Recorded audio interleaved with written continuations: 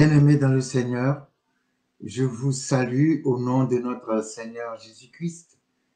Je rends grâce à Dieu pour l'occasion qu'il nous donne de nous retrouver encore autour de la parole.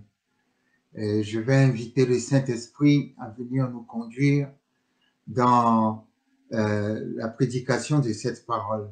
Seigneur, merci pour ton Esprit Saint. Merci pour ton Esprit qui nous ouvre la parole. Merci pour ton Esprit qui nous conduit dans la révélation de ta parole.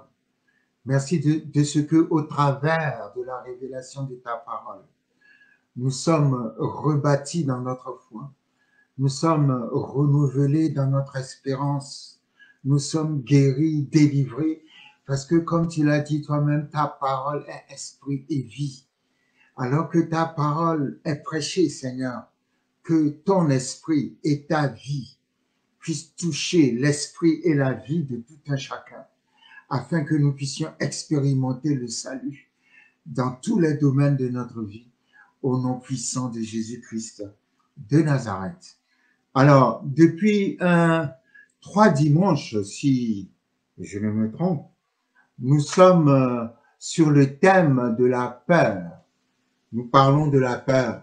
Et aujourd'hui, je voudrais qu'on puisse conclure sur le thème de la peur. Et donc, j'ai intitulé l'exhortation d'aujourd'hui « Vaincre la peur ». Vaincre la peur. Et il est très important, en tant que chrétiens, que nous puissions vaincre la peur.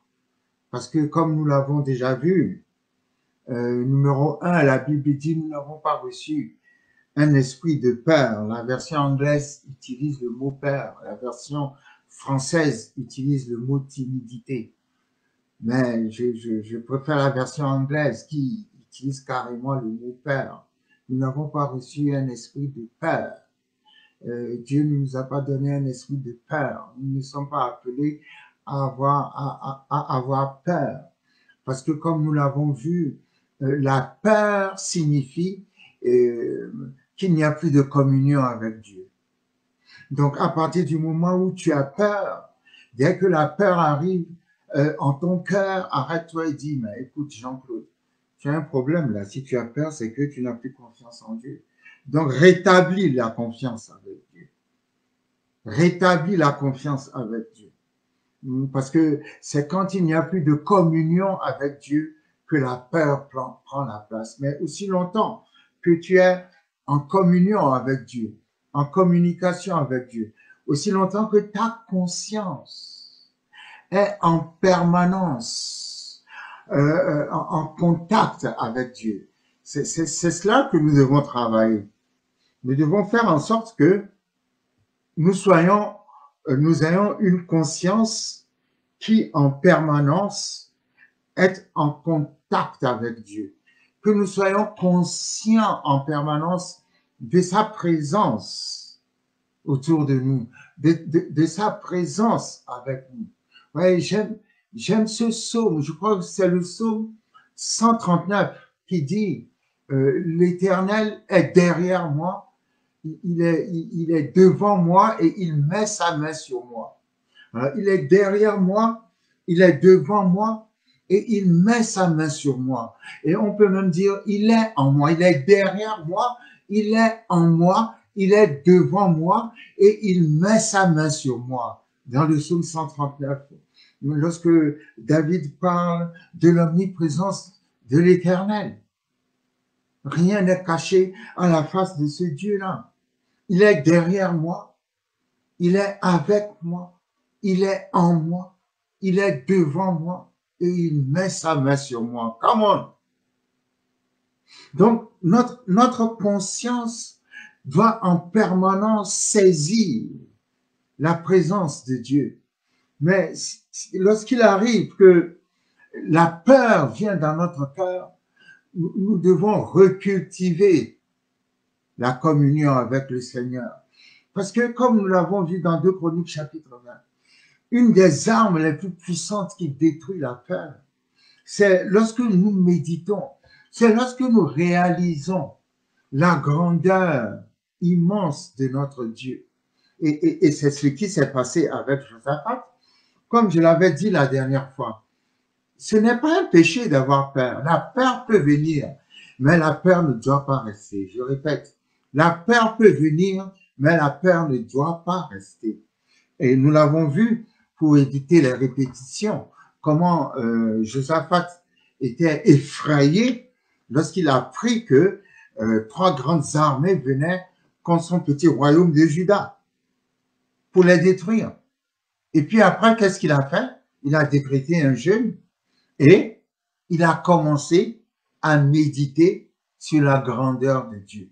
Et comme je disais la dernière fois, pendant une exhortation biblique, hein, quand vous avez fini de méditer sur la grandeur de Dieu, vous avez envie de gifler ce qui vous fait peur. Parce que quand vous avez fini de méditer sur la grandeur de Dieu, ce qui vous fait peur devient tellement petit, insignifiant, vous avez envie de le gifler. Hein, quand vous avez fini de réaliser que ce Dieu-là a divisé la mer en deux, quand vous avez fini de réaliser que ce Dieu a fait pleuvoir la viande et le pain du ciel, quand vous avez fini de réaliser que ce Dieu-là a ressuscité Lazare qui est mort depuis 4 jours, quand vous avez fini de réaliser toutes les grandes choses que le Seigneur peut faire, que ce Dieu a arrêté le soleil dans sa course, quand vous avez fini d'imaginer tout ce qu'il peut faire, ce qui vous fait peur, vous avez juste envie de l'écraser. La peur disparaît. La peur disparaît. Josaphat a commencé à réaliser, mais n'est-il pas le grand Dieu qui a fait ceci? Dans 2 Chroniques chapitre 20, quand il a fini de méditer sur la grandeur de Dieu, c'est important, il y a des choses que Dieu a faites dans votre vie personnelle et vous les avez oubliées. Vous ne devez pas oublier les témoignages du passé.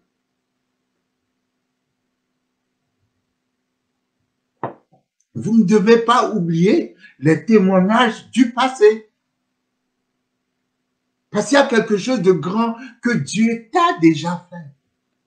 Et rien qu'en imaginant, oh, si Dieu m'a déjà fait ceci, alors il est capable de me faire cela.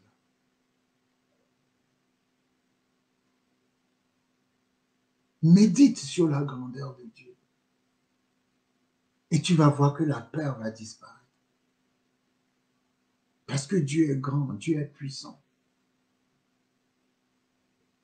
Un autre point qui détruit la peur, rappelle à Dieu son alliance.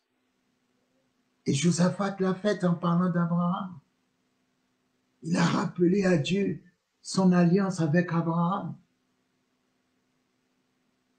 Et la Bible dit, l'Esprit est tombé sur Jacaziel et Jacaziel a prophétisé. Ce ne sera pas vous qui combattrez, mais ça sera moi qui combattrai pour vous. Vous voyez, Dieu, dans l'alliance, est celui qui combat. Si tu as vraiment conscience que tu es dans l'alliance avec Dieu à travers Jésus-Christ de Nazareth, tu dois savoir que Dieu défend toujours son alliance. David en a eu la révélation. Nous en avons déjà parlé. Lorsqu'il a fait face à Goliath. Et l'alliance a combattu pour David. Lorsque tu rappelles à Dieu son alliance, Dieu se bat toujours pour son alliance. Quand Josaphat lui a dit, c'est toi qui nous as donné cette terre au travers de ton serviteur Abraham. Quand il a prononcé le nom d'Abraham, Dieu s'est souvenu de l'alliance avec Abraham. L'Esprit est tombé sur Jacaziel. Et Dieu a dit, ce ne sera pas vous qui combattrez. Ah, come on. Je ne sais pas quels sont les défis qui viennent contre toi. Mais n'oublie jamais que tu es une femme d'alliance. Tu es un homme d'alliance. Tu as une alliance avec Dieu. Et dans cette alliance que tu as avec Dieu, Dieu va se lever pour toi. Dieu va se lever pour toi. Donc, lorsque tu rappelles à Dieu son alliance, lorsque tu as conscience, lorsque tu es conscient que tu as une alliance avec Dieu, la peur doit disparaître. La peur doit disparaître. Parce que quand Dieu a dit, je combattrai pour vous, la Bible nous dit dans 2 Chroniques 20 qu'ils sont partis à la guerre en dansant et en chantant. Ils ont mis la chorale devant l'armée. Pourquoi? Parce que si c'est Dieu qui doit combattre pour moi, je n'ai pas besoin de voir la victoire avant de croire à la victoire. Et ils ont dansé, ils ont chanté. Quand ils sont arrivés, il y avait même plus de... La bataille était déjà finie. Vous savez, Dieu, avec Dieu, c'est rapide, hein, c'est vite fait.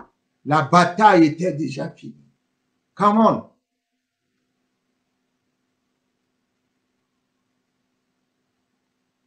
Ça, ce sont des éléments qui nous aident à détruire la peur. Dieu est un Dieu d'alliance.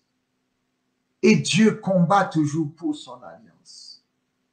Aussi longtemps que tu es dans l'alliance avec Dieu, à travers Jésus-Christ de Nazareth, Dieu va toujours se lever pour toi. Dieu va toujours se battre pour toi. Dieu ne va jamais te laisser tomber dans le nom puissant de Jésus-Christ de Nazareth.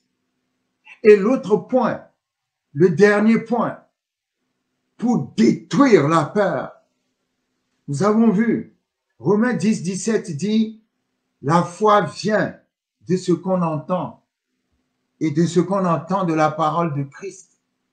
Mais de la même manière, nous avons vu que la peur aussi vient de ce qu'on entend.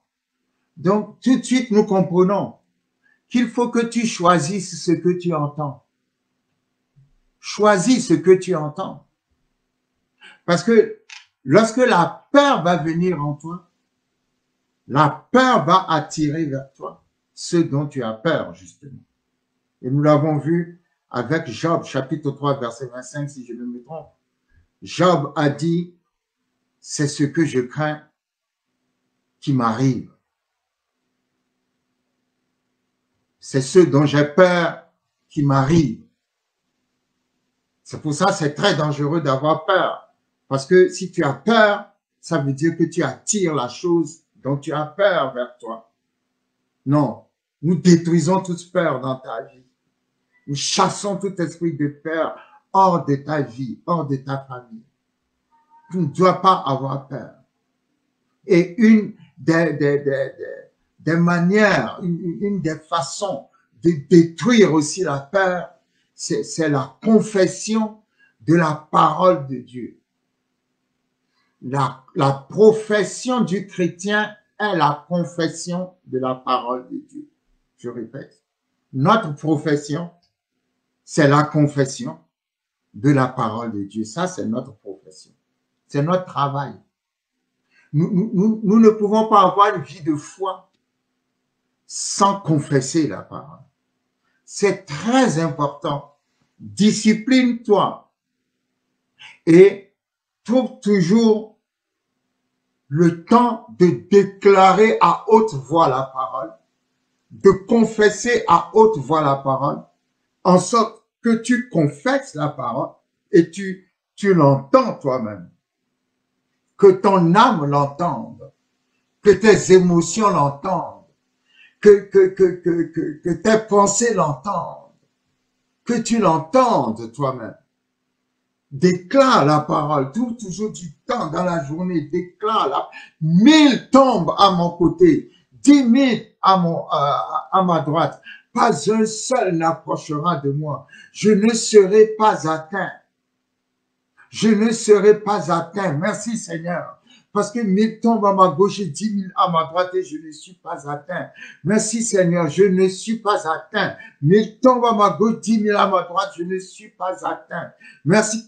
Lorsque tu déclares la parole de Dieu, l'esprit de peur a peur et te libère. C'est pour ça que je disais, nous devons retrouver, nous devons chercher les CD de confession de la parole, où la parole est confessée, tu écoutes la parole et tu répètes la parole. Tu déclares à haute voix la parole.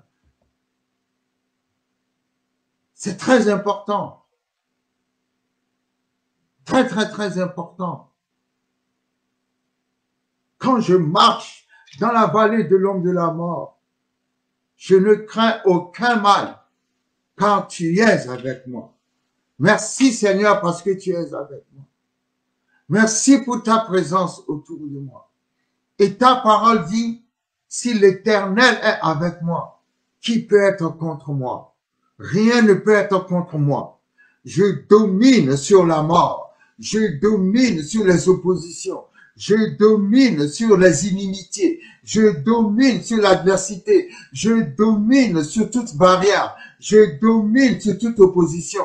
Parce que tu es avec moi. Ta parole dit que je n'ai rien à craindre parce que tu es avec moi. Merci Seigneur, je m'appuie sur ta puissance. Merci Seigneur, tu es avec moi. Dans la vallée de l'ombre de la mort, même dans cette vallée, je n'ai aucune crainte parce que tu es avec moi. Je serai toujours la tête, je ne serai jamais la queue. L'Éternel sera toujours avec moi. Il sera dans mon ombre, il est à ma droite, il est le Dieu qui me soutient. Voilà, il faut déclarer. Il faut déclarer. Mes enfants vont prospérer parce que ta parole dit que les fruits de mes entrailles sont bénis. Il faut déclarer. Au fur et à mesure que tu déclares, cette parole devient la vérité de ton âme. L'esprit de peur doit partir. L'esprit de peur ne peut pas rester dans un endroit où la parole de Dieu est déclarée. C'est faux. C'est pas possible. L'esprit de peur est obligé de libérer le terrain. Il ne peut pas rester là où la parole est déclarée. Donc, déclare la parole de Dieu. C'est très important. Déclare la parole de Dieu. Déclare la parole de Dieu. Confesse la parole de Dieu. Tu peux même prendre un verset et rien qu'avec ce verset, tu peux même passer toute la journée à déclarer ce verset. Ne serait-ce qu'un seul verset.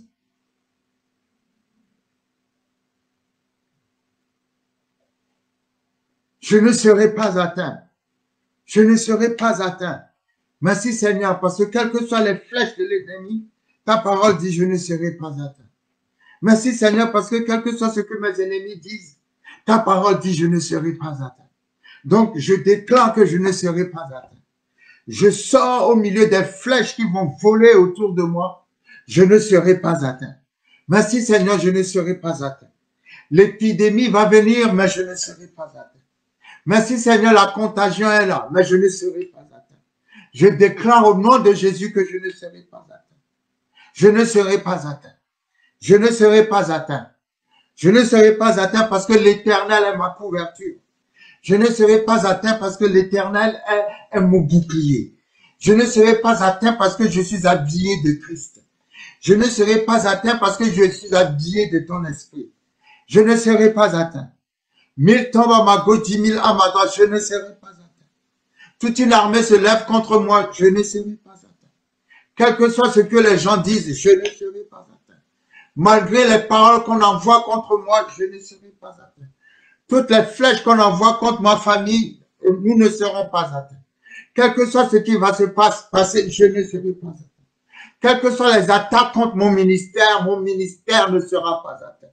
Quelles que soient les attaques contre ma vie ne sera pas atteinte. Parce que ta parole dit, je ne serai pas atteint. Je ne serai pas atteint. Je le déclare au nom de Jésus, je ne serai pas atteint. Je ne serai pas atteint. Je ne serai pas atteint parce que ta parole dit, si je marche dans les eaux ne vont pas me noyer. Et si je marche dans le feu ne me brûlera pas. Donc je ne serai pas atteint. Quelle que soit la haine de mes ennemis, je ne serai pas atteint. Quelles que soient les armes de sorcellerie dirigées contre moi, je ne serai pas atteint. Dirigées contre mes enfants, ils ne seront pas atteints. Dirigées contre ma famille ne sera pas atteinte. Quelles que soient les attaques de l'ennemi, je ne serai pas atteint. Parce que tu as dit dans ta parole que je ne serai pas atteint. Ah, merci Seigneur. Lorsque tu confesses la parole, lorsque tu déclares la parole, cette parole détruit la peur. La peur ne peut pas trouver une place en toi. Donc c'est très simple et c'est très facile. Oui, c'est vrai, c'est très facile. Lorsque tu passes ton temps à méditer sur la grandeur de Dieu, tu ne dois pas avoir peur. C'est très facile. Lorsque tu passes ton temps à déclarer les promesses de Dieu pour ta vie, il y a une promesse dans laquelle Dieu dit, je connais les projets que j'ai formés pour toi. Projet de paix, non de malheur, afin que tu aies de l'avenir et de l'espérance. C'est une promesse. Il faut prendre cette promesse-là et en faire ta vérité. Lorsque tu fais des déclarations comme ça, la peur ne peut pas rester. La peur ne peut pas rester lorsque tu réalises, tu as la révélation de l'alliance avec Dieu. Parce que Dieu n'abandonne jamais son alliance. Dieu défend toujours son alliance. Tu es une fille d'alliance. Tu es un fils d'alliance. Souvenez-vous, je n'ai plus la référence, mais il me semble que c'est dans l'évangile de Luc, lorsque Jésus est entré dans une synagogue et qu'il a vu dans la synagogue une femme qui était courbée depuis 18 ans. Cette femme a passé 18 ans à marcher courbée, complètement courbée. Et quand Jésus-Christ l'a vue, Jésus-Christ a dit, femme, en fait, la bonne traduction dit, femme, tu as été guérie. Et la Bible dit, la femme, sur le champ, s'est redressée. Elle a été délivrée et guérie. Et les gens de la synagogue n'étaient pas contents parce que Jésus avait fait ce miracle le jour du sabbat. Et ils voulaient le reprocher à Jésus et Jésus a dit, n'est-il pas normal que cette fille d'Abraham soit délivrée? Jésus a appelé la femme, il a appelé cette femme fille d'Abraham. Pourquoi? Parce que dans l'alliance d'Abraham, il y a la guérison. Et donc, comme elle est juive, descendant d'Abraham, il n'y a pas de raison qu'elle soit liée par la maladie. C'est pour ça que Jésus lui a dit, tu as été délivré. Pas tu es, mais tu as été. La bonne traduction parle au passé. Délivré de ton infirmité. Parce que la guérison était dans l'alliance d'Abraham. Et sur le champ, elle a reçu sa guérison. Jésus n'a pas prié pour elle. Jésus l'a emmenée à prendre conscience qu'elle est dans une alliance où il y a la guérison, l'alliance d'Abraham. Tu reçois ta guérison lorsque tu arrives à prendre conscience de la puissance de l'alliance dans laquelle tu te trouves. Rien que la révélation, la prise de conscience de cette alliance te guérit sans qu'on ait besoin de prier pour toi. Oh, come on. Come on, come on. C'est pour ça que Jésus dit, vous connaîtrez la vérité. La vérité vous délivrera signifie aussi, la vérité vous guérira. Cette femme a été guérie sur le champ lorsqu'elle a appris que dans l'alliance d'Abraham, il y a la guérison.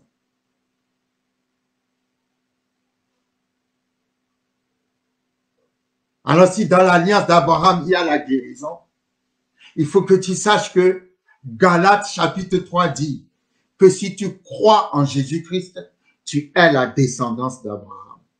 Donc, en tant que descendance d'Abraham, la maladie n'a pas de place dans ta vie. Tu es un fils d'Abraham. Tu es une fille d'Abraham. Et il est tout à fait normal que tu reçoives ta délivrance au nom puissant de Jésus-Christ de Nazareth.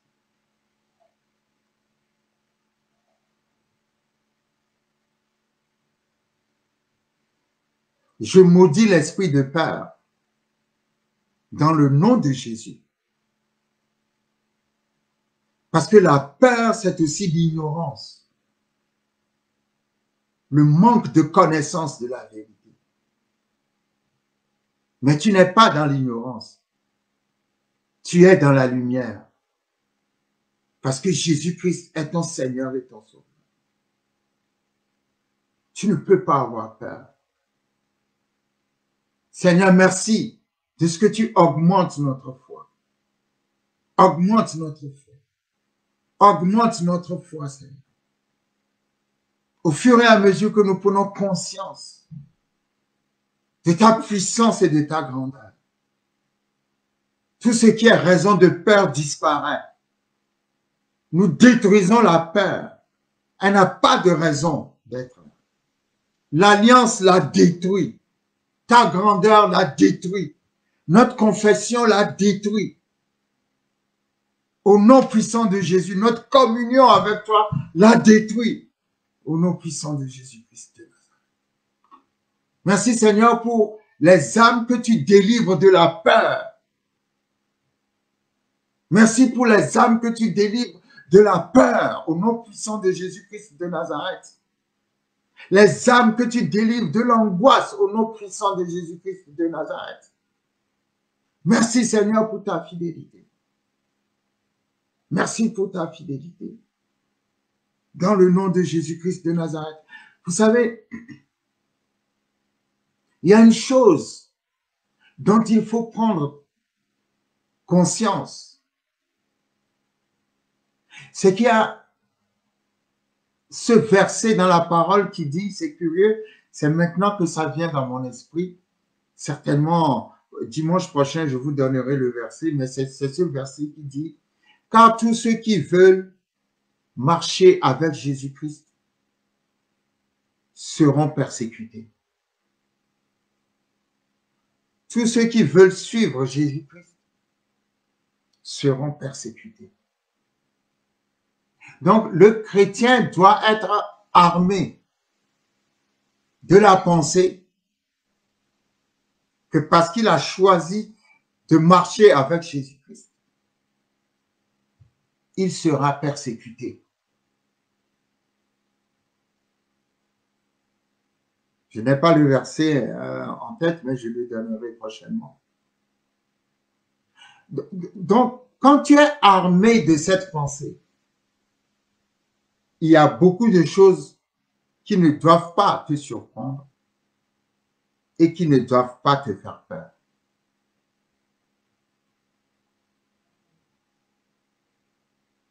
Il y a cette parole que l'Esprit a mise dans mon cœur.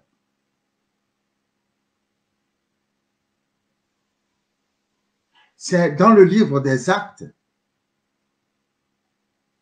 Lorsque Jésus-Christ parlait à ses disciples avant de les quitter, il leur disait,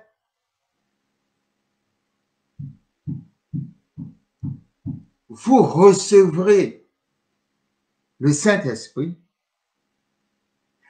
et vous serez mes témoins à Jérusalem jusqu'aux confins de la terre. Mais il leur disait ceci, quelqu'un n'a qu'à me suivre. Quelqu'un n'a qu'à me suivre. Vous recevrez le Saint-Esprit et vous serez mes témoins. C'est ce que Jésus a dit.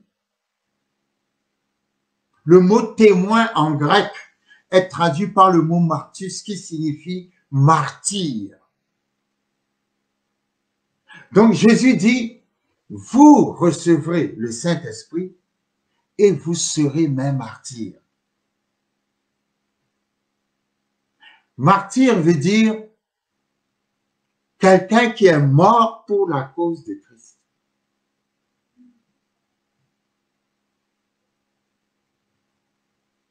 C'est très important. Parce que l'Esprit m'a fait voir cela d'un seul coup, alors que je méditais sur comment se débarrasser de la peur. Et l'Esprit m'a fait comprendre, tu n'as pas à te débarrasser de la peur si tu comprends, numéro 1, que suivre Jésus fera que tu seras persécuté. Et si tu comprends, numéro 2, que Jésus a dit, vous serez mes martyrs. Parce que j'ai observé quelque chose. La seule personne qui n'a pas peur dans la vie, c'est la personne qui n'a pas peur de la mort. Oh, quand même, je répète.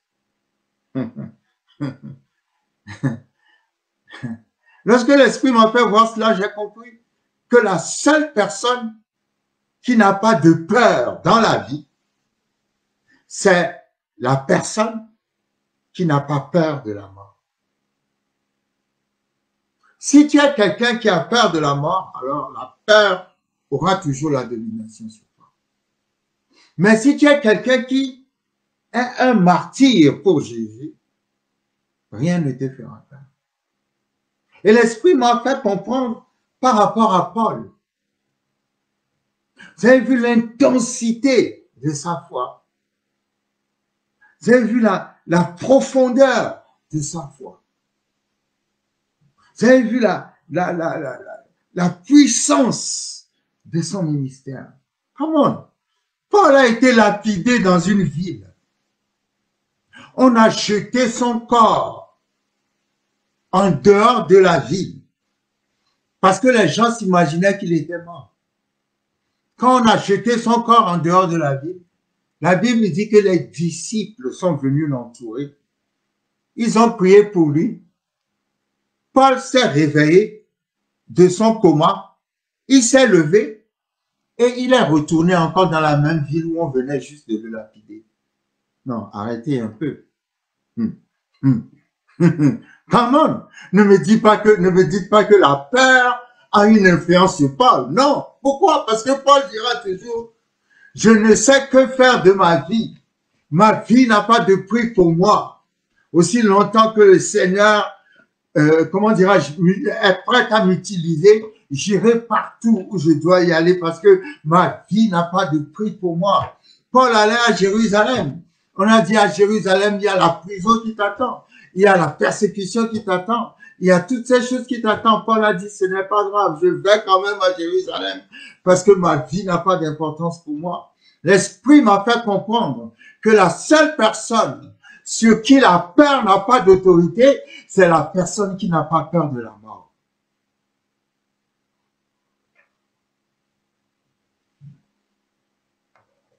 Et cela va nous emmener à parler de quelque chose de très puissant.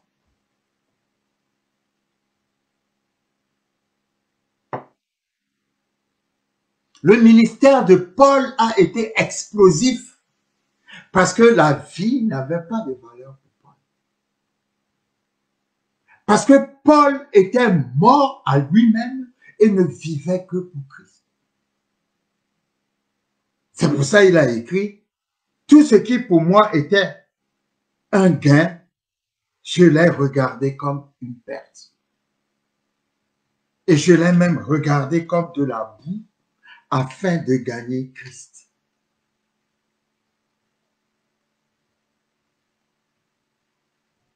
Donc, nous devons repartir à zéro parce que Jésus a dit, vous recevrez le Saint-Esprit et vous serez même martyrs.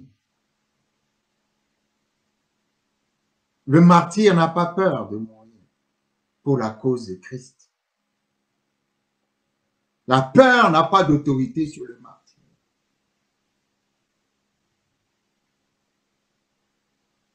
Es-tu prêt à être un martyr pour Christ? C'est ça la question.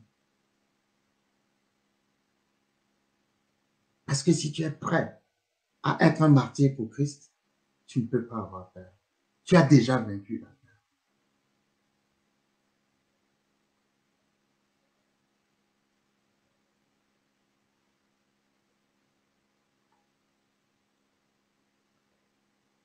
Nous sommes de la tribu de Juda. Et il y a une bénédiction particulière sur Juda.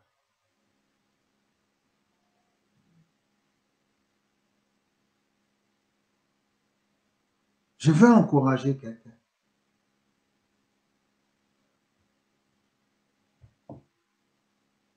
Le lion de la tribu de Juda est notre Dieu. Il est en nous, il habite en nous.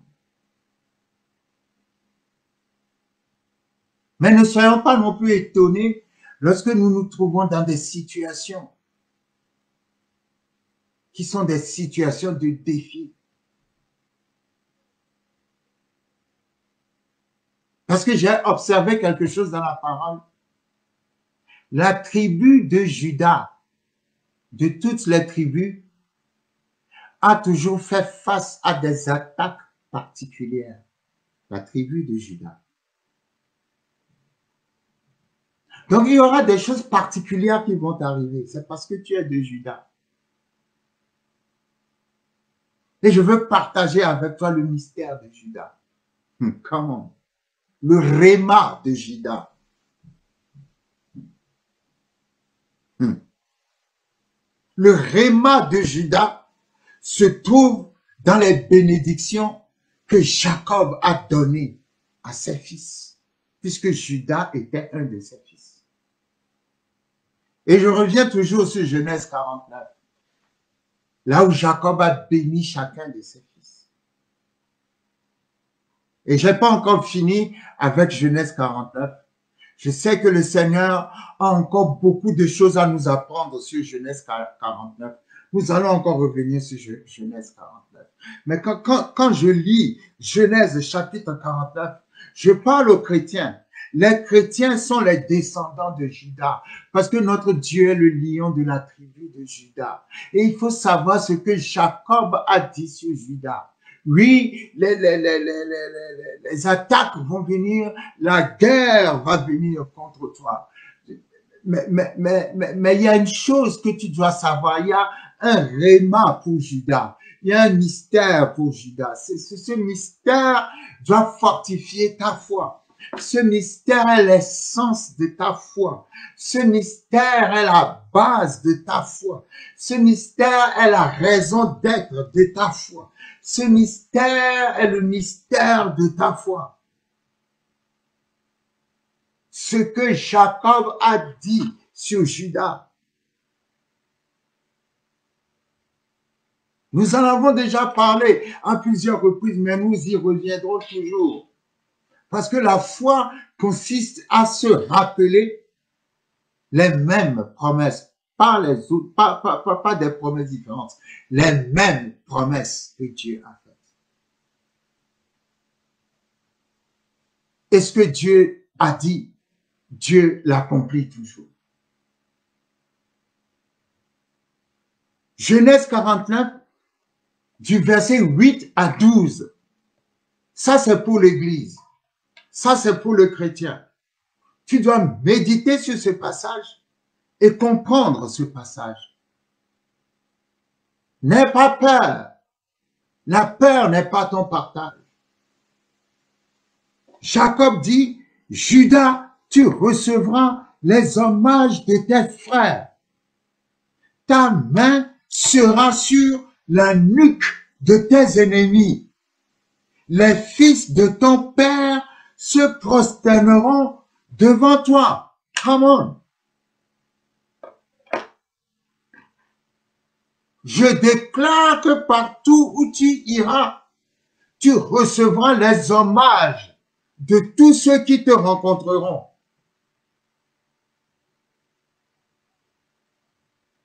Je déclare que partout où tu iras, quelle que soit l'adversité qui viendra sur toi, ta main sera sur la nuque de tes ennemis. Comment?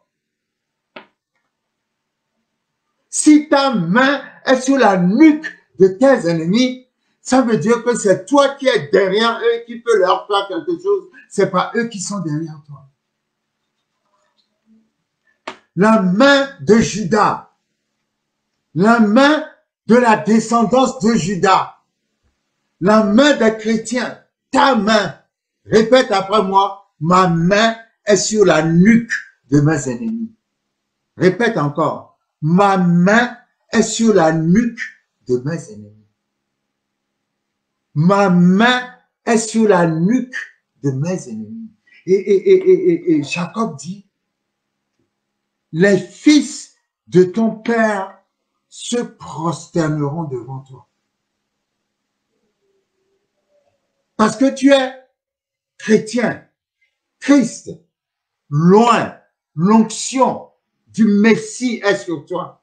L'onction fera plier toute rébellion devant toi. Au nom puissant de Jésus-Christ de Nazareth. Ta main sera sur la nuque de tes ennemis. Tu recevras les hommages de tous ceux qui te rencontreront. Même les rois te rendront hommage à cause de l'onction royale, l'onction de Judas qui est sur toi, dans le nom de Jésus. De Judas sortira Jésus et de Jésus, tu es le Fils. Il est en toi. Et la Bible dit, Judas est un jeune lion. Oui, le lion de la tribu de Judas s'appelle Jésus-Christ. Tu reviens du carnage, mon fils. C'est ça le réma que je veux te donner. La parole réma pour toi. La parole réma pour tout chrétien, tout descendant de Judas, c'est que tu reviens du carnage. Il dit, il ploie les genoux. Qui sont ceux qui ploient les genoux? Je m'agenouille quand je prie, le lion de la tribu de Judas. Il se couche comme un lion, comme une lionne qui le fera lever. Le sceptre ne s'éloignera point de Judas, ni le bâton souverain dans ses pieds, jusqu'à ce que vienne le Shiloh. Christ est le Shiloh. Et que les peuples lui obéissent. Le sceptre ne s'éloignera point de Judas. Le sceptre parle de la royauté. Le bâton royal reste dans la maison de Judas, dans la tribu de Judas, jusqu'à ce que le roi en question arrive. Ce roi qui s'appelle le Shiloh est le Christ. Et quand il va arriver, les peuples vont lui obéir. Jacob a pris Judas, il regarde Judas, il dit, Judas, tu es un jeune lion. Il dit, tu reviens du carnage, mon fils. C'est la parole que je te donne pour détruire la peur pour toujours dans ta vie. C'est que Jacob a dit de Judas, tu reviens du carnage, mon fils. Le carnage, c'est un massacre. Quand on parle de carnage, ça veut dire que il s'agit d'un massacre qui a eu lieu quelque part. Lorsqu'il y a carnage, lorsqu'il y a massacre, les gens s'entretuent, tout le monde est mort, c'est la mort, c'est le massacre. Mais Jacob a dit sur Judas, tu reviens du carnage.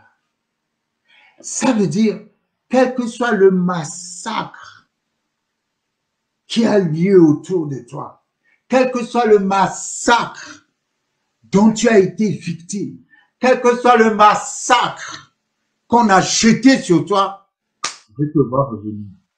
Oh, come on! Je te vois revenir. Aucun massacre ne te tuera. Aucun massacre ne te détruira. Aucun massacre ne te tiendra captif. Aucun massacre ne va t'annihiler. Aucun massacre ne pourra te vaincre. Aucun massacre n'aura le dessus sur toi. Mais je te vois revenir du carnage. Parole très puissante. Parole très puissante. Jacob a regardé Judas. Il a vu Jésus dans Judas revenir de la mort. Il a vu la résurrection de Jésus. Il a vu Jésus revenir de la mort. Il dit, Judas est un jeune lion. Tu reviens du carnage, mon fils. Tu reviens du carnage, mon fils. Je déclare dans le nom puissant de Jésus, quel que soit le carnage qui vient sur toi, quel que soit le carnage qui te menace, quel que soit le carnage qui s'opère autour de toi, moi je te vois revenir. Il y a une puissance de la résurrection en opération dans ta vie. Au nom de Jésus-Christ de Nazareth, tu dois recevoir ce matin. Répète après moi, je suis le ressuscité. L'esprit de vie en Christ Jésus m'a ressuscité.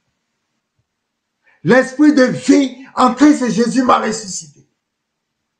L'esprit de vie en Christ Jésus m'a ressuscité.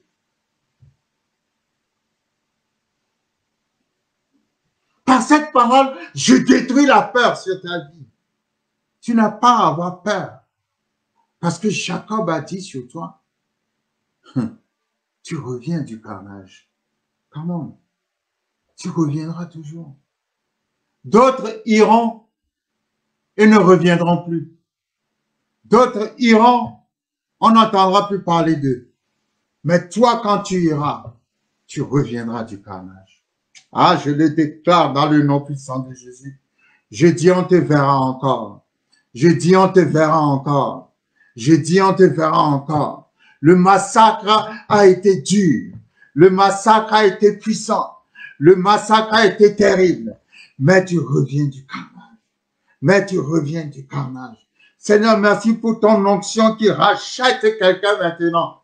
Merci pour ton onction qui arrache quelqu'un d'un danger imminent. Merci pour ton onction qui arrache quelqu'un de la fournaise ardente. Merci pour ton onction qui sort quelqu'un de la fosse au lion. Maintenant, je le déclare au nom puissant de Jésus. Tu reviens du carnage. Tu reviens du carnage.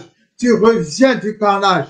Plus de peur. Nous détruisons la peur dans ta vie parce que Dieu dit, je te vois revenir. Je te vois revenir. Je te vois revenir. Je te vois revenir. Je te vois revenir. Je te vois revenir. L'ennemi ne peut pas te garder. L'ennemi ne peut pas te garder captif. Dans le nom puissant de Jésus, il y a une onction ce matin.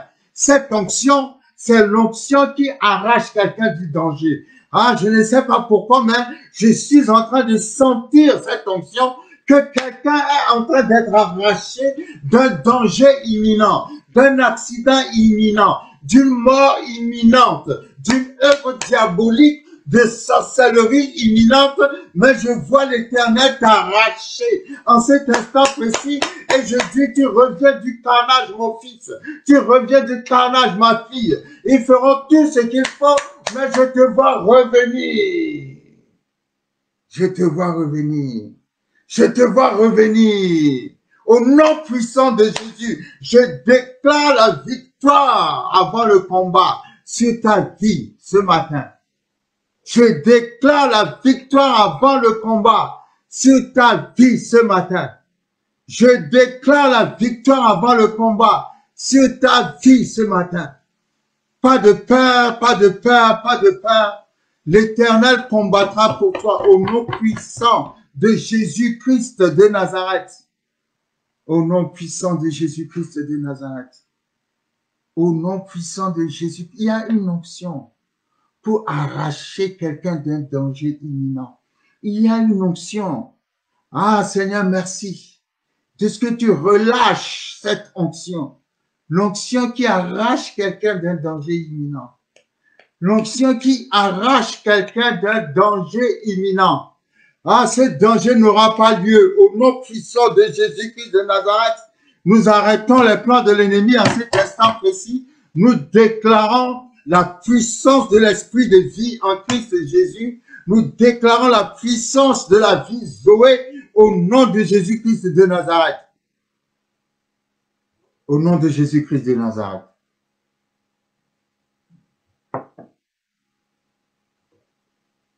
Je vois quelqu'un revenir du carnage.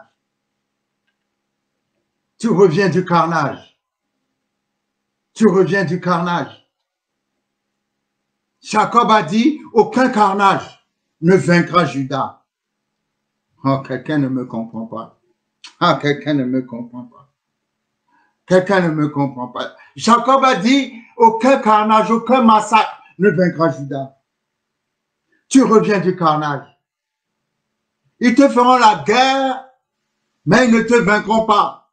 Ils viendront par toi par un seul chemin, mais ils s'enfuiront devant toi par sept chemins. Pourquoi? Tu reviens du carnage, mon fils. Tu reviens du carnage, ma fille. Aucun mal ne t'arrivera. Aucun fléau n'approchera de ta maison. 1000 tombent à ta gauche, 10 000 à ta droite. Pas un seul n'approchera de toi. Tu ne seras pas atteint. Tu ne seras pas atteint.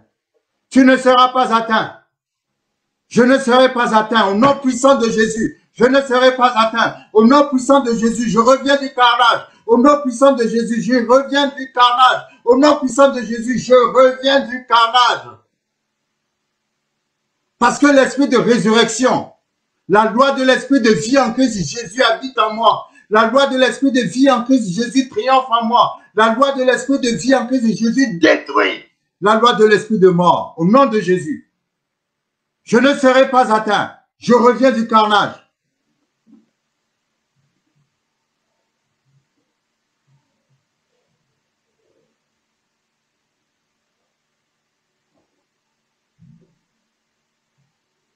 Nous parlons souvent de 2 Chroniques chapitre 20.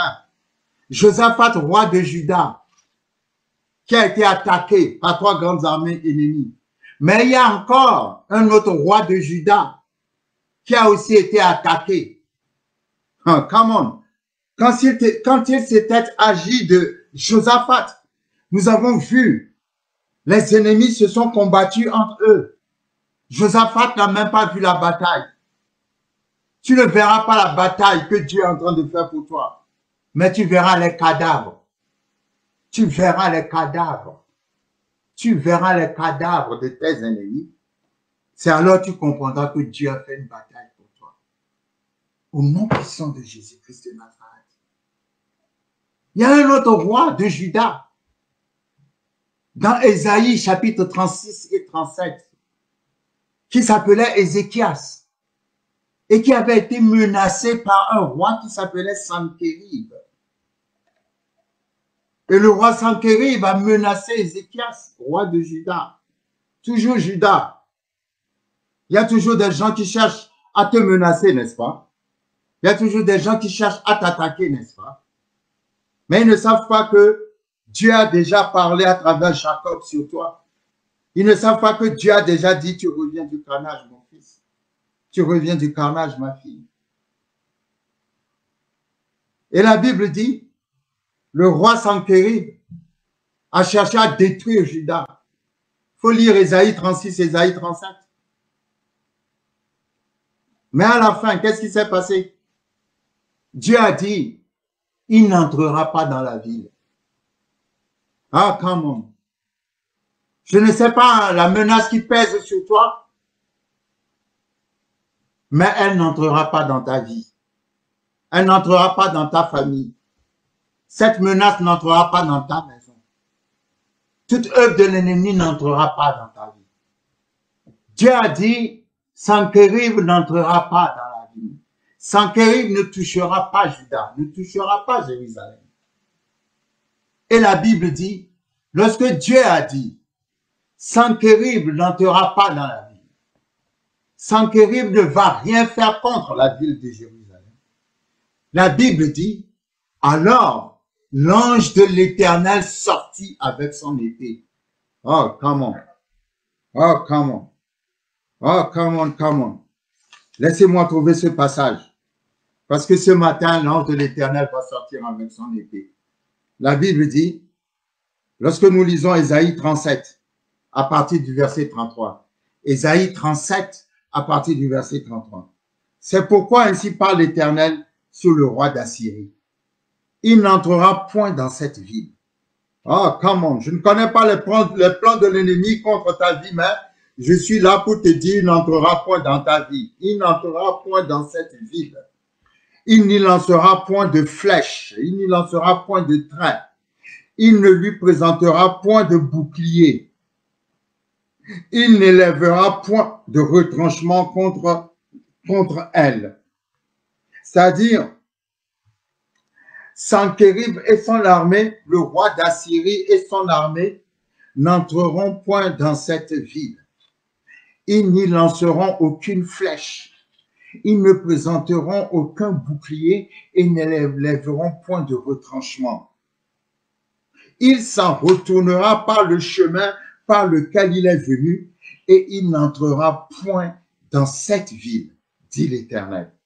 L'Éternel dit à quelqu'un, ce qui te menace, la mort qui te menace, la maladie qui te menace, les œuvres de l'ennemi qui te menacent, rien de toutes ces choses-là n'entrera point dans ta vie.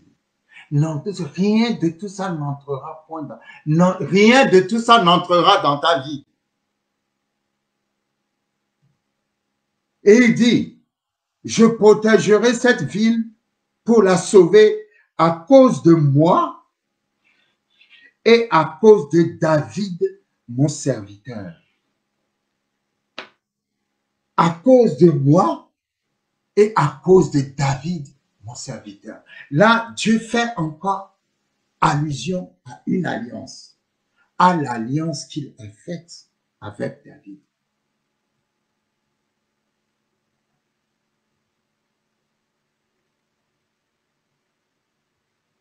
Quand je dis que Dieu est un Dieu d'alliance, quelqu'un ne me croit pas. Le simple fait que tu es dans une alliance avec lui doit te faire dormir tranquille. Parce que Dieu combat toujours pour ça. Dieu a fait une alliance avec David. Le signe de l'alliance de Dieu entre Dieu et David, c'est les astres, c'est les étoiles, le soleil. C'est aussi longtemps que dureront les étoiles, le soleil et la lune. Come on. Come on. Come on. Et c'est une alliance éternelle puisque de David sortira Christ, qui est roi pour l'éternité. Mais le signe de son alliance, c'est les astres, c'est le soleil, les étoiles, la lune. Dieu a dit, personne ne touchera la descendance de David, qui est aussi la descendance d'Abraham.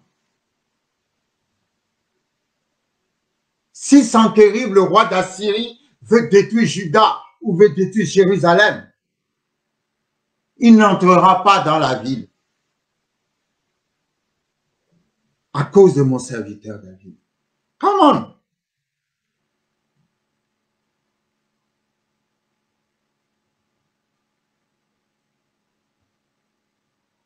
La Bible dit, quand Dieu a dit, je protégerai cette ville pour la sauver à cause de moi et à cause de David, mon serviteur. Le verset 36 dit, l'ange de l'Éternel sortit et frappa dans le camp des Assyriens 185 000 hommes. Et quand on se leva le matin, voici, c'étaient tous des corps morts. Alors Sanchérib, roi d'Assyrie, leva son camp, partit et s'en retourna, et il resta à Ninive. Vous avez vu, quand Sanchérib voulait s'entêter pour venir détruire Juda, la Bible dit, l'ange de l'Éternel sortit avec son épée. Vous savez, nous l'avons déjà dit à plusieurs reprises, l'ange de l'Éternel, c'est Christ dans l'Ancien Testament. Pas un ange, mais l'ange. À chaque fois que vous voyez l'ange de l'Éternel, c'est Christ dans sa divinité dans l'Ancien Testament. Et vous verrez quand l'ange, pas un ange, quand l'ange de l'Éternel parle, il dit toujours « je », comme s'il était l'Éternel lui-même. Nous le voyons dans Juge chapitre 6. L'ange de l'Éternel a parlé avec Gédéon. Et après, il s'est appelé Éternel lui-même. Et dans Genèse 22, l'ange de l'Éternel a parlé à Abraham. Et après, il a parlé comme Dieu en disant « je ». C'est Christ dans sa divinité, l'ange de l'Éternel. La Bible dit, quand Sanchérib venait avec son armée, l'armée des Assyriens, voulait venir pour détruire le royaume de Juda, Dieu a dit, il n'entrera pas dans la ville. Après, la Bible dit, l'ange de l'Éternel sortit. Je prie ce matin que pour toi, l'ange de l'Éternel sorte. Que pour toi, l'ange de l'Éternel sorte.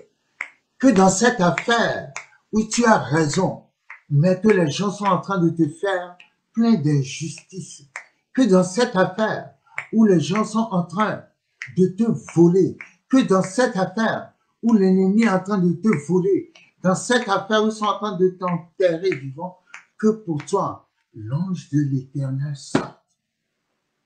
La Bible dit, quand l'ange de l'Éternel est sorti, lui tout seul, il a tué 185 000 soldats assyriens. L'ange de l'Éternel tout seul. 180. La Bible dit le matin, quand on s'est levé, il n'y avait que des corps morts, des corps morts, des corps morts, des corps morts, des corps morts au nom de Jésus-Christ de Nazareth. C'est ainsi je vois des corps morts, les corps morts des projets de tes ennemis contre toi, les corps morts des plans de tes ennemis contre toi, les corps morts des visions de tes ennemis contre toi, les corps morts de tes ennemis qui se lèvent contre toi. Il n'y avait que des corps morts. Que l'ange de l'Éternel se lève pour quelqu'un ce matin. Je veux dire, à chaque fois que Judas est attaqué, Dieu donne toujours une victoire surnaturelle. Dieu donne toujours une victoire surnaturelle. Il y a une raison pour ne pas avoir peur. Il y a une raison pour ne plus avoir peur. C'est que tu es le descendant de Judas. Et que sur Judas, Jacob a dit, oh, come on, tu reviens du carnage, mon fils. Ah, que tu reviens du carnage, mon fils. Tu reviens, tu dois voir cette montagne qui va s'affaisser devant toi. Tu dois la voir et rire. Parce que la Bible dit, qui est une montagne devant Jean-Claude? Qui est une montagne devant Cyprien? Qui est une montagne devant Martin? Qui est une montagne devant Jean-Yves? Qui est une montagne devant Lucien? Qui est une montagne devant Christelle? Qui est une montagne devant Abigail? Qui est une montagne devant Isabelle? Qui est une montagne devant Timothée? Qui est une montagne devant Gloria? Qui est une montagne devant Florence? Qui est une montagne devant Pierre et Paul? Qui est une montagne devant... ah, come on. Qui est une montagne? Tu seras aplani. Merci Seigneur, parce que la peur est aplanie ce matin.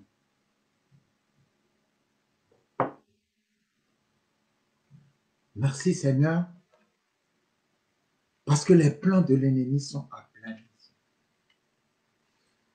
Vous savez, Dieu est un Dieu d'alliance. Et je veux élever ce côté chez lui. Et je vous assure, sur les points différents que nous avons vus, pour détruire la peur, parmi ces points-là, il y a ce côté de l'alliance, le Dieu d'alliance. C'est un Dieu qui se lève toujours pour son alliance. C'est un Dieu qui est lié par l'alliance. Dans le mot alliance, il y a le mot lié, il y a le mot lien, il y a le mot allié.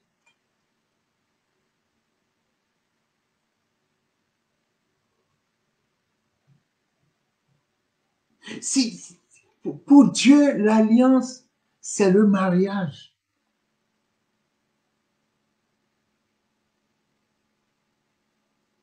Et pour Dieu, la conception du mariage est différente que la conception que les hommes peuvent avoir du mariage.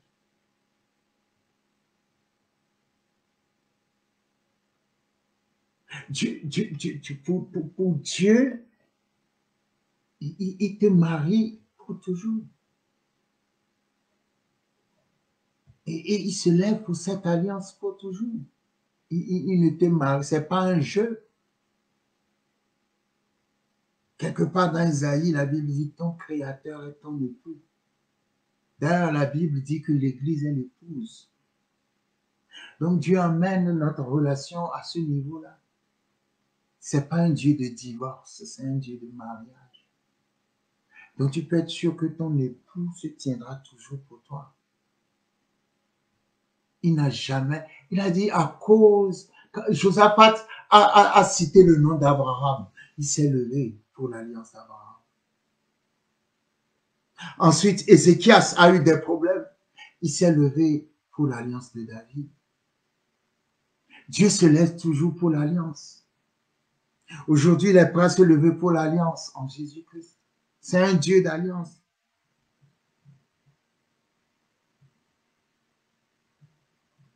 Si tu sais à quel point Dieu est lié à l'alliance. Tu ne peux pas avoir peur. Ce n'est pas possible. Quand Dieu a fait alliance avec Abraham, Dieu a dit à Abraham, lorsque nous lisons Genèse chapitre, commençons par Genèse chapitre 16, au verset 16. La Bible dit, Abraham, âgé de 86 ans, était âgé de 86 ans lorsque Agar enfanta Ishmaël à Abraham. Abraham avait 86 ans lorsque Agar a enfanté Ishmaël. Et Genèse chapitre 17, verset 1 commence par « Lorsque Abraham fut âgé de 99 ans, l'Éternel parut à Abraham. » Nous avons déjà vu ça. Quand Abraham a eu Ishmaël, il avait 86 ans. Dès qu'il a eu Ishmaël à 86 ans, Dieu ne lui a pu parler jusqu'à ce qu'il ait eu 99 ans. Donc, ça fait 99 moins 86. Pendant 13 années, Dieu n'a pas parlé à Abraham. Pourquoi? Parce que Abraham était sorti de l'alliance. Dieu a dit à Abraham, je te donnerai une postérité à toi et à Sarah, pas à toi et à Agar. Mais Abraham, dans son imagination, s'est dit, ce n'est pas possible, Sarah ne peut pas faire d'enfant. Et Sarah aussi lui a donné ce mauvais conseil d'aller avec leur servante Agar. Et quand Abraham a fait ça, c'est comme s'il avait trahi l'alliance. Pendant 13 années, depuis que Ishmaël est né, Dieu s'est retiré. Dieu n'a plus parlé à Abraham. Mais comme Dieu est un Dieu d'alliance, justement, et que l'alliance qu'il avait avec Abraham était une alliance irrévocable, selon les promesses qu'il lui a faites dans Genèse chapitre 12, alors Dieu, 13 années de silence après, est revenu vers Abraham. Je n'ai pas compris comment se fait-il que Abraham a supporté 13 années de silence avec Dieu. Mais si Dieu ne te parle pas, parle à Dieu. Reviens à Dieu. Peut-être Abraham n'avait pas remarqué qu'il avait mal agi à l'égard de Dieu. Mais la Bible dit, quand Abraham avait 99 ans, Genèse 17, verset 1, lorsqu'Abraham fut âgé de 99 ans, l'Éternel apparut à Abraham et lui dit, je suis le Dieu Tout-Puissant. Marche devant ma face et sois intègre. Je suis le Dieu Tout-Puissant. Marche devant ma face et sois intègre. J'établirai mon alliance entre moi et toi et je te multiplierai à l'infini. Abraham tomba sur sa face et Dieu lui parla en disant, voici mon alliance que je fais avec toi. Tu deviendras père d'une multitude de nations. On ne t'appellera plus Abraham, mais ton nom sera Abraham, car je te rends père d'une multitude de nations. Je te rendrai fécond à l'infini. Je ferai de toi des nations et des rois sortiront de toi. Alors, verset 7. Écoutez ce que Dieu dit à Abraham. J'établirai mon alliance entre moi et toi et tes descendants après toi, selon leur génération. Ce sera une alliance perpétuelle en vertu de laquelle je serai ton Dieu et celui de ta postérité après toi. J'aime beaucoup ce verset parce que j'aime l'utiliser pour faire comprendre aux gens que lorsque vous faites une alliance, cette alliance ne s'arrête pas à vous. Cette alliance vous dépasse et touche aussi vos enfants et votre descendance. Parce que Dieu dit ici, j'établirai mon alliance, Genèse 17, verset 7, entre moi et toi et tes descendants après toi, selon leur génération. Ce sera une alliance perpétuelle en vertu de laquelle je serai ton Dieu. Oh, come on. Et celui de ta postérité après toi. Je serai ton Dieu. J'aime beaucoup une version qui dit, ça sera une alliance en vertu de laquelle je serai Dieu pour toi. Oh, come on, qu'est-ce que c'est beau. C'est une version anglaise qui dit cela, littéralement traduit. Ça sera une alliance en vertu de laquelle je serai Dieu pour toi et pour ta postérité après toi. Donc l'alliance n'est pas seulement pour toi, c'est aussi pour ta postérité après toi. C'est pour ça, lorsque tu ne connais pas Dieu, tu vas faire alliance avec les serpents. Mais les serpents viennent fatiguer ta postérité après toi aussi. Tout ce que tu fais engage aussi ta postérité après toi. Dès qu'il s'agit d'alliance, la postérité après toi aussi est concernée. Dieu dit, en vertu de cette alliance, je serai Dieu pour toi. Ah, come on. Et pour ta postérité après toi.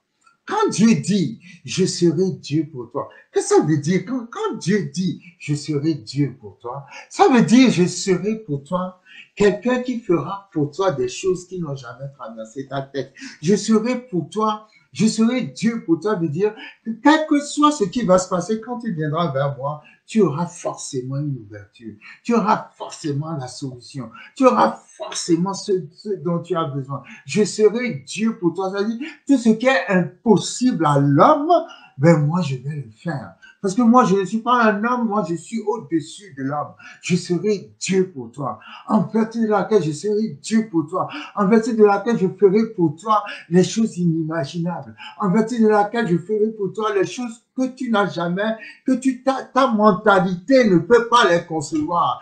Ta logique ne peut pas les concevoir. C'est des choses qui sont tellement grandes, des choses qui te dépassent tellement que je préfère te dire tout simplement, je serai Dieu pour toi. Ah, come on. Parce qu'il n'y a que Dieu pour faire des choses de ce genre.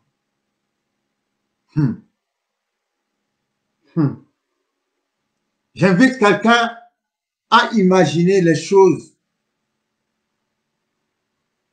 qu'il n'y a que Dieu. Des choses qu'il n'y a que Dieu pour les faire. Je fais une alliance avec toi, en vertu de laquelle je ferai pour toi des choses que seul Dieu peut faire.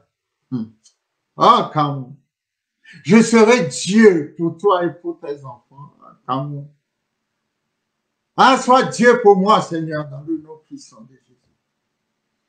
C'est une alliance en vertu de laquelle je serai Dieu pour toi. Come on, come on.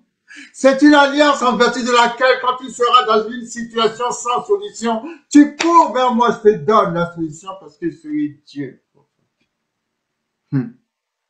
Je serai Dieu pour toi. Je serai Dieu pour toi. Je serai Dieu pour toi. Dieu est Dieu pour quelqu'un ce matin. Come on. Dieu est Dieu pour quelqu'un ce matin. Dans cette situation, Dieu dit, je serai Dieu pour toi. Come on. Je serai Dieu pour toi. Je serai Dieu pour toi. Je serai Dieu pour toi. Je serai Dieu pour toi. Je serai Dieu pour toi. Et parce que je serai Dieu pour toi, la conséquence, le résultat, c'est que je peux dire, tu reviens du carnage, mon fils. Tu reviens du carnage, ma fille.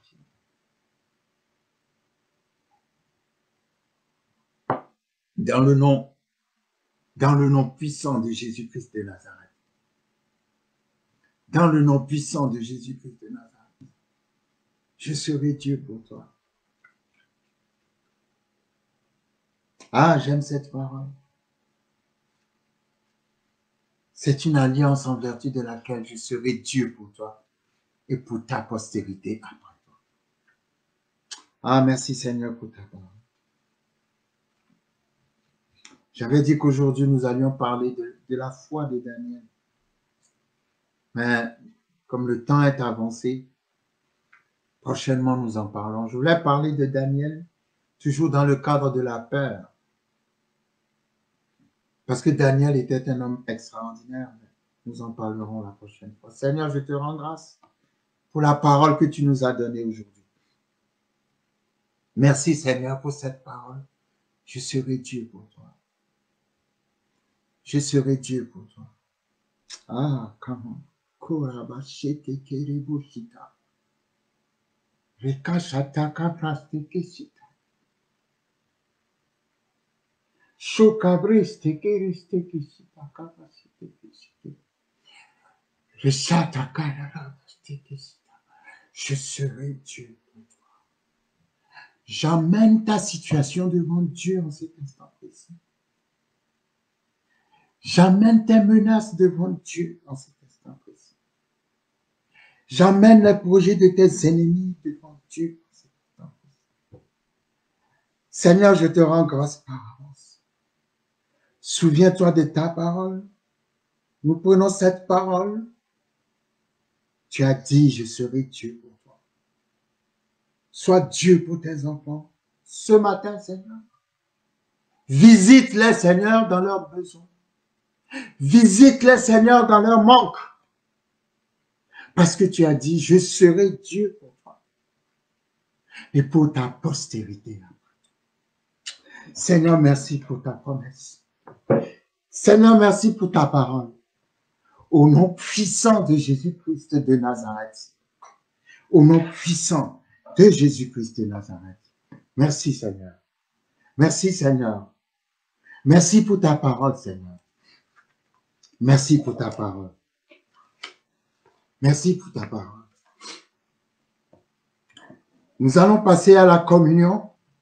Comme nous nous sommes dit que à chaque fois que nous nous retrouvons,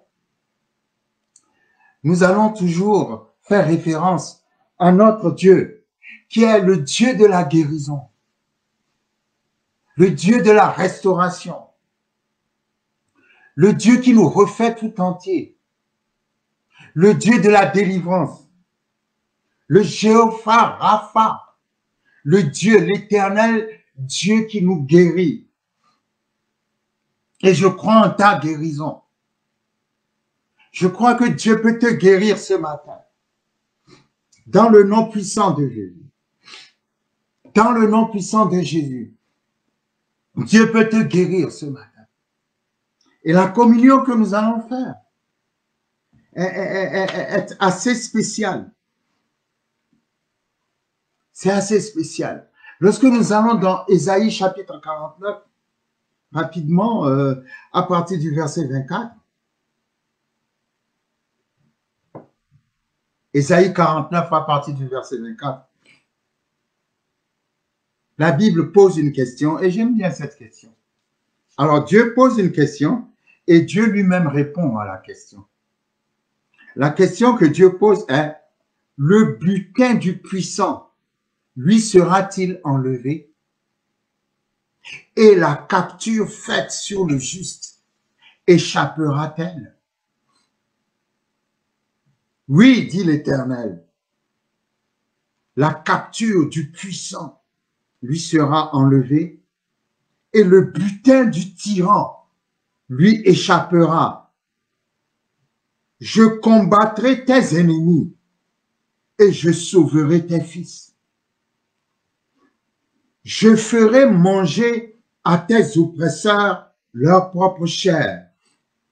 Ils s'enivreront de leur sang comme du mou, et toute chair saura que je suis l'Éternel, ton sauveur, ton rédempteur, le puissant de Jacob.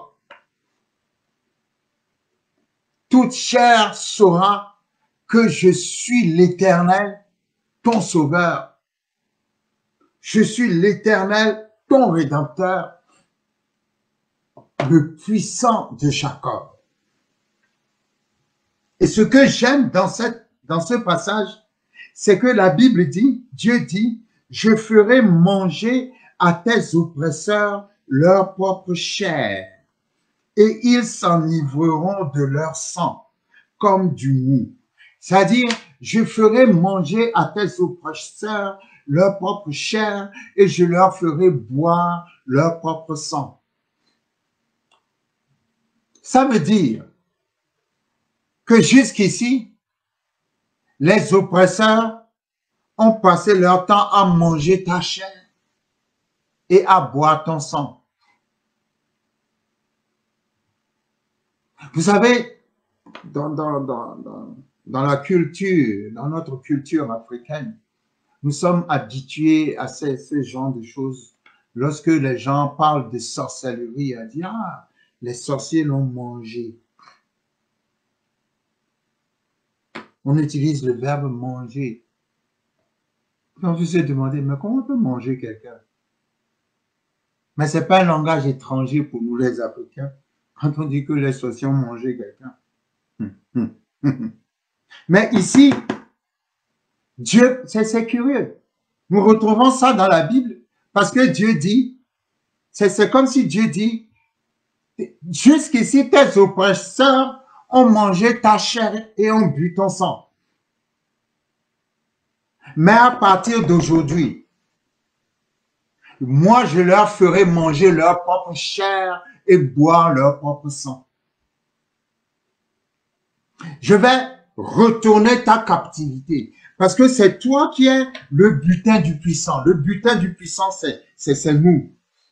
Come on. Le butin du puissant, c'est nous. C'est nous qui sommes le butin du puissant. Et la capture faite sur le juste, c'est nous qui sommes la capture faite sur le juste. C'est nous qui avons été capturés et c'est nous qui sommes le butin du puissant. C'est le diable qui est le puissant. C'est le diable qui nous a capturés. Et l'Éternel dit, mais le butin du puissant lui sera-t-il enlevé? Et la capture faite sur le juste échappera-t-elle? Et l'Éternel lui-même dit, donc quelqu'un reçoit sa délivrance ce matin parce que l'Éternel dit, oui, la capture du puissant lui sera enlevée. Répète après moi, ce matin je suis enlevé d'entre les mains du diable. Ce matin je suis enlevé d'entre les mains du diable. Ce matin je suis enlevé d'entre les mains du diable parce que l'Éternel a dit, oui, la capture du puissant lui sera enlevée et le butin du tyran lui échappera. Ce matin, j'échappe au tyran. Le diable est le tyran. Ce matin, j'échappe au tyran. Ce matin, j'échappe au tyran parce que c'est ce que le Seigneur dit. Le Seigneur dit, oui, le butin du puissant, la capture du puissant lui sera enlevée et le butin du tyran lui échappera. Alors, non seulement tu es enlevé ce matin, mais tu vas échapper aussi ce matin à toutes les poursuites de tes ennemis. Ils ne te verront plus, ils ne te trouveront plus, ils ne mangeront plus ta chair, ils ne boiront plus ton sang, parce que Dieu dit, je leur ferai manger à tes oppresseurs leur propre chair, et ils s'enivreront de leur propre sang, comme du mou, dans le nom puissant de Jésus. Donc, dans le nom puissant de Jésus, dans le monde spirituel,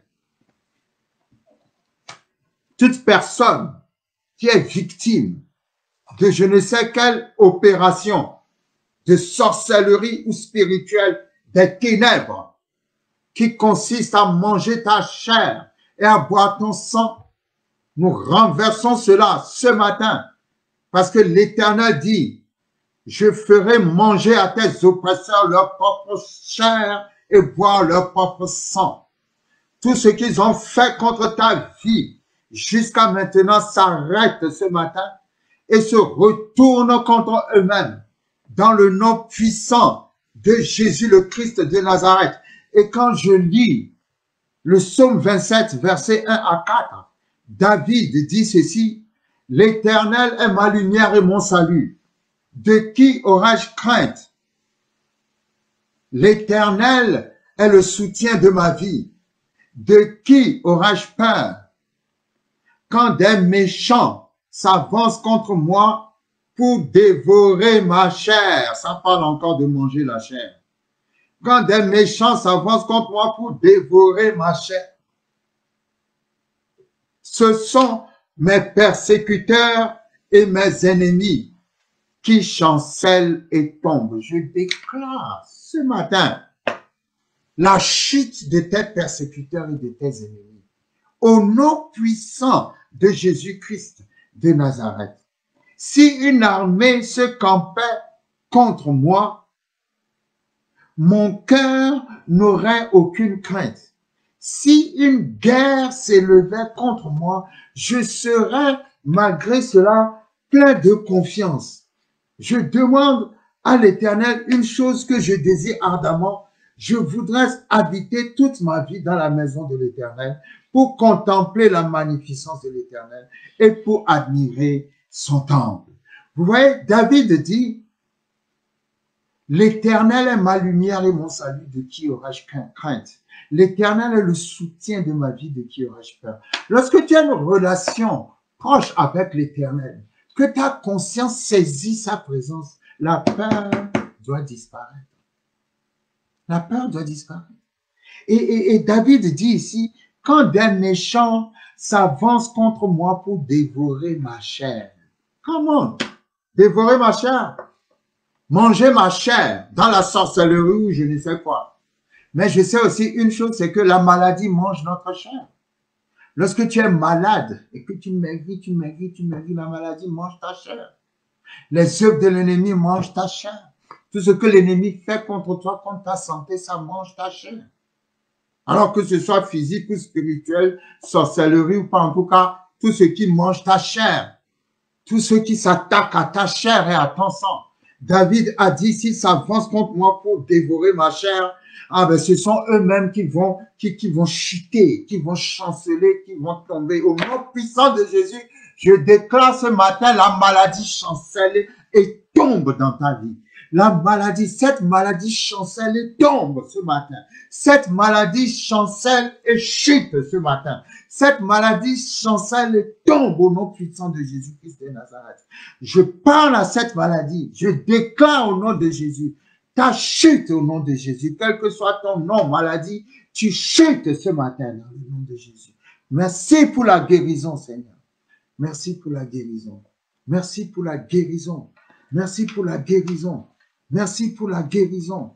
Merci pour la guérison. Merci Seigneur pour la guérison. Dans le nom puissant de Jésus-Christ de Nazareth. Dans le nom de Jésus de Nazareth. Je vais conclure par Jean chapitre 6. Jean chapitre 6. À partir du verset.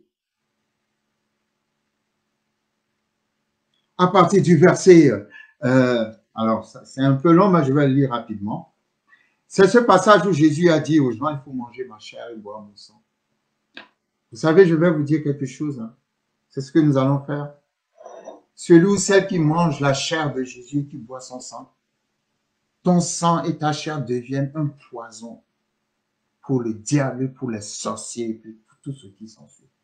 Toute personne qui cherche à manger ta chair et à boire ton sang, parce que toi tu as mangé la chair et que tu as bu le sang de Jésus, ils ne pourront pas. Ta chair devient un poison pour eux, dans le nom puissant de Jésus. Donc, faisons très attention alors que nous prenons la communion ce matin. Nous mangeons la chair de Dieu. Nous buvons le sang de Dieu. Personne ne mangera ta chair, ne dévorera ta chair, ne boira ton sang. David a dit, si quelqu'un s'avance contre moi pour dévorer ma chair, c'est eux-mêmes qui chancelleront et qui tomberont au nom de Jésus. Au nom puissant de Jésus-Christ de Nazareth. Jésus-Christ a dit, Jean chapitre 6, à partir du verset 47. En vérité, je vous le dis, celui qui croit en moi a la vie éternelle. Je suis le pain de vie. Vos pères ont mangé la manne dans le désert et ils sont morts. C'est ici le pain qui descend du ciel, afin que quiconque en mange ne meure point. Je suis le pain vivant qui est descendu du ciel. Si quelqu'un mange de ce pain, il vivra éternellement. Et le pain que je donnerai, c'est ma chair que je donnerai pour la vie du monde. Là-dessus, les Juifs disputaient entre eux, disant, comment peut-il nous donner sa chair à manger? Jésus leur dit, en vérité, je vous le dis, si vous ne mangez la chair du Fils de l'homme, et si vous ne buvez son sang, vous n'avez point la vie en vous-même. Celui qui mange ma chair et qui boit mon sang a la vie éternelle, et je le ressusciterai au dernier jour. Car ma chair est vraiment une nourriture et mon sang est vraiment un breuvage. Celui qui mange ma chair et qui boit mon sang demeure en moi et je demeure en lui. Ça, c'est fort. Je répète, celui qui mange ma chair et qui boit mon sang demeure en moi et je demeure en lui. Ça, c'est fort. Celui qui mange ma chair et qui boit mon sang demeure en moi et moi, je demeure en lui. Comme le Père est vivant, comme le Père qui est vivant m'a envoyé et que je vis par le Père, ainsi celui qui me mange vivra par moi. Ça, c'est fort. C'est ici le pain qui est descendu du ciel. Il n'en est pas comme de vos pères qui ont mangé la manne et qui sont morts. Celui qui mange ce pain vivra éternellement. Jésus dit ces choses dans la synagogue, enseignant à Capernaum. Plusieurs de ses disciples, après l'avoir entendu dire, cette parole est dure, qui peut l'écouter? Jésus, sachant en lui-même que ses disciples murmuraient à ce sujet, leur dit, cela vous scandalise-t-il? Et si vous voyez le Fils de l'homme monter où il était auparavant, c'est l'esprit qui vivifie. La chair ne sert de rien. Les paroles que je vous ai dites sont esprit et vie. Mais il en est parmi vous quelques-uns qui ne croient point, car Jésus savait dès le commencement qui étaient ceux qui ne croyaient point et qui était celui qui le livrerait. Et il ajouta, c'est pourquoi je vous ai dit que nul ne peut venir à moi si cela ne lui a été donné par le Père.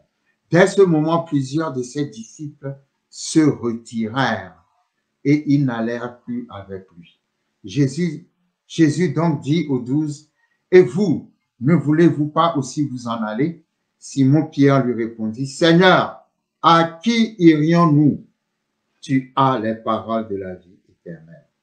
Et nous avons cru et nous avons connu que tu es le Christ, le Saint de Dieu. Quand Jésus a dit, il faut manger ma chair et boire mon sang, beaucoup de disciples l'ont quitté et se sont retirés. Ils n'ont pas compris, ils ont dit se dire, mais c'est quoi cette doctrine de cannibalisme?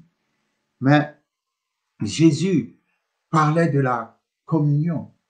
Il parlait du pain sans levain, le pain sans levain, sans levure, si vous voulez, ou sans levain, qui représente son corps qui sera brisé, afin que nous soyons, comment dirais-je, guéris et restaurés. Et il parlait de son sang qui sera versé pour le pardon de nos péchés. Amen. Mais ils ont compris autrement, mais peu importe la manière dont ils ont compris. Jésus a demandé à ses disciples, vous ne voulez pas me quitter? Et Pierre a dit non. C'est toi qui as les paroles de la vie. Si manger ta chair et boire ton sang donne la vie, alors nous voulons manger ta chair et boire ton sang. En cet instant précis, Seigneur, je te présente la communion. Nous allons manger ta chair et nous allons boire ton sang. Que ta chair, Seigneur, détruise toute semence de maladie dans la vie de quelqu'un, en cet instant précis. Que ta chair, Seigneur, emmène le miracle dans le corps de quelqu'un, en cet instant précis. Alors que nous prenons la communion, nous prenons en même temps la guérison divine.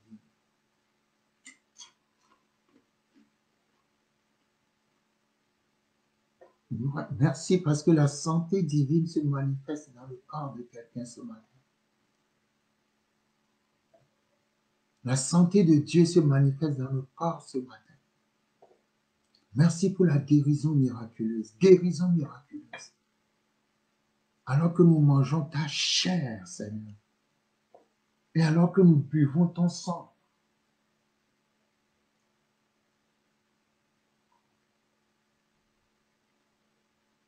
Merci pour ton sang, Seigneur, qui a été versé pour nous, qui a été le prix qui a été payé, la rançon qui nous a libérés. C'est pour ça que je confesse ce matin la libération des chaînes de la maladie de tes enfants. Que les chaînes tombent au nom de Jésus-Christ. Que les chaînes de la maladie, de la malédiction tombent au nom de Jésus-Christ. Que les mains puissantes de Dieu te refasse tout entier, te refasse tout entière. Nous détruisons toute semence de maladie dans ton corps ce matin, dans nos corps ce matin, toute semence de maladie est détruite par le pain et par le sang de l'agneau. Seigneur, merci pour ta fidélité. Merci Seigneur parce que tu es le Dieu des miracles. Tu es le Dieu de la guérison. Que ton nom soit béni au nom puissant de Jésus-Christ de Nazareth. Amen. Merci, que Dieu vous bénisse. Je vous souhaite de passer une semaine très ointe, remplie de témoignages et de miracles quotidiens. Que la faveur et la grâce de Dieu ne manquent pas dans votre vie de tous les jours. Et rendez-vous dimanche prochain par la grâce de Dieu au nom de Jésus-Christ de Nazareth. Amen. Merci pour votre fidélité.